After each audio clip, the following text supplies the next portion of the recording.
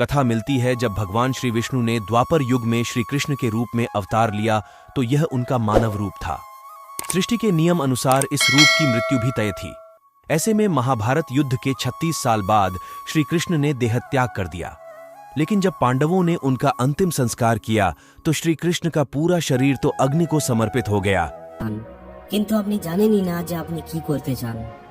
আপনি একা নন, অনেক মানুষ জীবনে নিজের উদ্দেশ্যকে খোঁজার জন্য সংঘর্ষ করেন। সফল আমরা সবাই হতে চাই। সফলতার প্রাপ্তি হলো আমাদের প্রথম ইচ্ছা, কিন্তু এই সফলতা পাওয়া এতটাও সহজ নয়। জীবনে অনেক চ্যালেঞ্জ ও সমস্যা আসে যেগুলোর সঙ্গে আমাদের মুখোমুখি করতে হয়। আজ আমি আপনাকে এমন একটি কাহিনী শোনাতে চলেছি যেটা আপনাকে নিজের সফলতার যাত্রা শুরু করতে সাহায্য করবে। এটা এমন এক ব্যক্তির কাহিনী যিনি সফল হতে চাইতেন, কিন্তু তার কাছে কোনো লক্ষ্য ছিল না। একদিন তিনি এক সন্ন্যাসীকে কিছু প্রশ্ন জিজ্ঞাসা করেন, আর ওই সন্ন্যাসীর উত্তর তার সম্পূর্ণ জীবন বদলে দেয়। এই ভিডিওতে আমি আপনাকে ওই কাহিনী বলবো, আর আমি আপনাকে ওই প্রশ্নগুলির ব্যাপারেও বলবো যেগুলো তিনি ওই সন্ন্যাসীকে জিজ্ঞাসা করেছিলেন। এই প্রশ্নগুলি আপনাকে নিজের লক্ষ্য নির্ধারণ করতে আর আপনার সফলতার যাত্রা শুরু করতে সাহায্য করবে। তো আসুন কাহিনীটি শুরু করা যাক। একদিন এক ব্যক্তি তার গুরুকে জিজ্ঞাসা করেন যে, হে গুরুদেব, আজ আমরা একটি সুবর্ণ যুগে বসবাস করছি।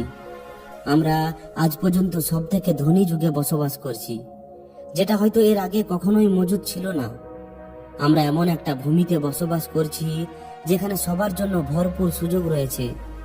তাহলে এমনটা কেন যে শুধুমাত্র কিছু মানুষই সফল হতে পারে আর বাকিরা জীবনের এই প্রতিযোগিতায় পিছিয়ে পড়ে? গুরু উত্তর দিয়ে বলেন, চলো এমন 100টি লোকেদের উদাহরণ হিসাবে দেখা যাক যারা 25 বছর বয়সে নিজের কাজ শুরু করে। তুমি কি আন্দাজ করতে পারো যে 65 বছর বয়স পর্যন্ত পৌঁছাতে এই লোকেরা জীবনের কোন পর্যায়ে পৌঁছাবে? এই সমস্ত লোকেরা ভাবে, আর এদের এটা সম্পূর্ণ বিশ্বাসও, যে 25 বছর বয়সে শুরু করলে অবশ্যই এরা সফল হবে। যদি তুমি এদের মধ্যে কাউকে জিজ্ঞাসা করো যে তুমি কি সফল হতে চাও, তাহলে তাদের সবার উত্তর হবে, অবশ্যই আমি সফল হতে চাই। যদি তুমি এই সমস্ত লোকেদের আরো একটু ধ্যান দাও, তাহলে তুমি বুঝতে পারবে এই সমস্ত লোকেদের তাদের জীবনের প্রতি খুবই উৎসাহ আছে, আবেগ আছে, তাদের চোখের মধ্যে অবাক করা একটা চমক আছে, এদের মধ্যে দৃঢ় সংকল্প আছে, আর এই জীবন তাদের জন্য একটা মজাদার সফরের মতো। কিন্তু এদের বয়স 65 বছর পর্যন্ত আস্তে আস্তে জানো কি হবে? এদের মধ্যে শুধুমাত্র একজন ব্যক্তি নিজের ইচ্ছা মতো সফলতা অর্জন করতে পারবে। 4 জন অনেকটাই সফল হয়ে উঠবে, 5 জন এখনো ওই সফলতার জন্য সংঘর্ষ করেই চলবে, আর 90 জন ব্যক্তি হয় হার মেনে নেবে, না হয় অসফলতার দলদলে চাপা পড়ে যাবে, আর জীবনের বুনিয়াদী প্রয়োজনীয়তার জন্য অন্যের ওপর নির্ভর হয়ে পড়বে। একটু ভাবো, 100 জনের মধ্যে শুধুমাত্র 5 জনই জীবনের কোনো গন্তব্যে পৌঁছাতে পারলো। কিন্তু এত বেশি লোকেদের অসফল হওয়ার আসলে কি কারণ হতে পারে? ওই জোশ, ওই চমক, ওই উৎসাহের কি হলো যেগুলো 25 বছর বয়সে তাদের মধ্যে ভরপুর ছিল? কি হলো তাদের স্বপ্ন, আশা, ভরসার? আর এই সমস্ত লোকেরা যা কিছুই করতে চেয়েছিল আর আসলে যেটুকু করতে পেরেছে, তার মধ্যে এতটা পার্থক্যই বা কেন? ওই ব্যক্তি গুরুকে বলেন যে, আপনি যখন এটা বলেছেন যে শুধুমাত্র 5% লোকই সফল হতে পারে, তাহলে আপনাকে সফলতার অর্থ পরিষ্কারভাবে বলতে হবে। গুরু বলেন, এখন আমি তোমাকে সফলতার সঠিক অর্থ বলতে চলেছি। সফলতার অর্থ হলো কোনো নিশ্চিত লক্ষ্যকে ঠিক করে চিন্তা ভাবনা করে ওই দিশাতে এগিয়ে যাওয়া। যদি কোনো ব্যক্তি আগের থেকে ঠিক করা কোনো নিশ্চিত লক্ষ্যকে, অর্থাৎ এমন একটা লক্ষ্য যেটা সম্পূর্ণ পাকাপাকি, যেটা পরিবর্তন হয় না, ওই দিশাতে কাজ করছে, আর সে ভালোভাবে জানে যে সে কোথায় যাচ্ছে ও কোথায় যেতে হবে, তাহলে ওই ব্যক্তিটি সফল। আর যদি সে এমনটা করছে না, তাহলে সে অসফল। অর্থাৎ সফলতার অর্থ ঠিক করা লক্ষ্যকে বুঝে ওই দিশাতে এগিয়ে যাওয়া। আসলে আমাদের সমাজে সাহস ও হিম্মতের উল্টো কাপুরুষতা ও ভীতু নয়, এর বদলে সাধারণ ও সামঞ্জস্যপূর্ণ। আর আজ মানুষের সামনে এটাই সব থেকে বড় চ্যালেঞ্জ। আর এত বেশি লোকেদের অসফলতার কারণও। সামঞ্জস্যপূর্ণতার অর্থ হলো কোনো কিছু চিন্তা ভাবনা না করেই ভিড়ের মধ্যে চলার মানসিকতা।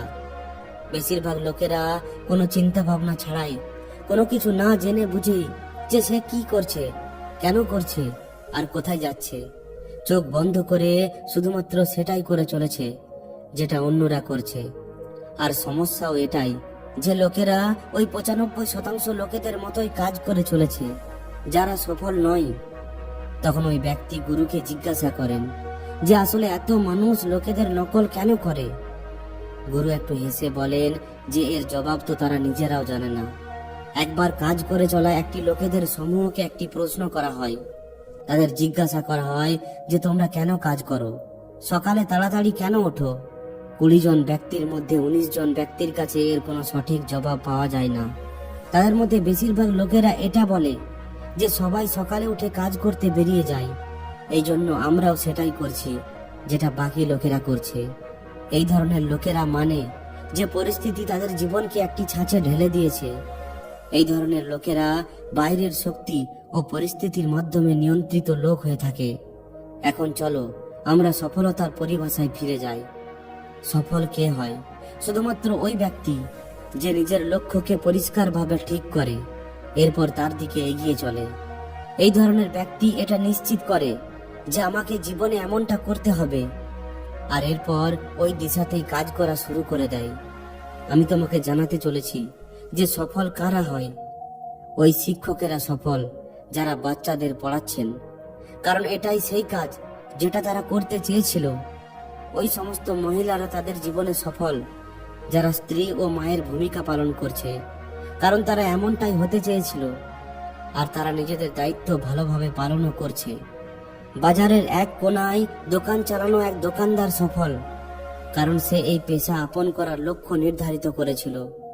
ওই সমস্ত ব্যবসায়ীরা সফল যারা খুব ভালোভাবে তাদের ব্যবসা চালাচ্ছে, কারণ এটাই তাদের স্বপ্ন ছিল, এটাই তারা করতে চেয়েছিল। ওই খেলোয়াড়ও সফল যারা নিজের দেশের সর্বশ্রেষ্ঠ খেলোয়াড় হতে চায় আর ওই ইচ্ছাতেই নিজেদের লক্ষ্যকে অর্জন করতে লেগে পড়ে। যে সমস্ত লোকেদের জীবনে কোনো লক্ষ্য থাকে তারাই সফল হয়, কারণ তারা জানে যে সে কোথায় যাচ্ছে, কোন দিশায় এগিয়ে যাচ্ছে আর এর ফলে সে কোথায় পৌঁছাবে। ব্যাস এইটুকুই একটা সহজ ব্যাপার।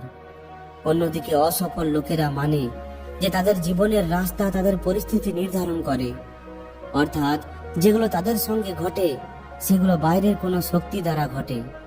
খুবই সহজ কথায় যদি বলা হয় তাহলে ওই সমস্ত ব্যক্তি সফল যারা প্রথম থেকে ঠিক করা লক্ষ্যকে পূরণ করার জন্য জেনে বুঝে কাজ করে চলেছে আর এগিয়ে চলেছে। কিন্তু 20 জন ব্যক্তির মধ্যে শুধুমাত্র একজন ব্যক্তি এমনটা করতে পারে, এছাড়া বাকি সমস্ত ব্যক্তি অসফল হয়ে পড়ে। ওই ব্যক্তি গুরুকে পরের প্রশ্ন জিজ্ঞাসা করেন যে আমি এই ব্যাপারটিতে খুবই অবাক হয়ে যাই যে দুনিয়ায় এত লোক ইমানদারের সঙ্গে এবং কঠিন পরিশ্রম করে কাজ করে চলেছে, কিন্তু এর পরেও তারা জীবনে বিশেষ কিছু অর্জন করতে পারে না। যেখানে কিছু লোক বেশি পরিশ্রম না করে সমস্ত কিছু পেয়ে যায়, এমনটা মনে হয় যেন তাদের হাতের মধ্যে কোনো জাদু আছে। আমি কত মানুষকে এটা বলতে শুনেছি যে তারা যে জিনিসটির উপর হাত দিয়ে ফেলে সেটাই সোনা হয়ে যায়।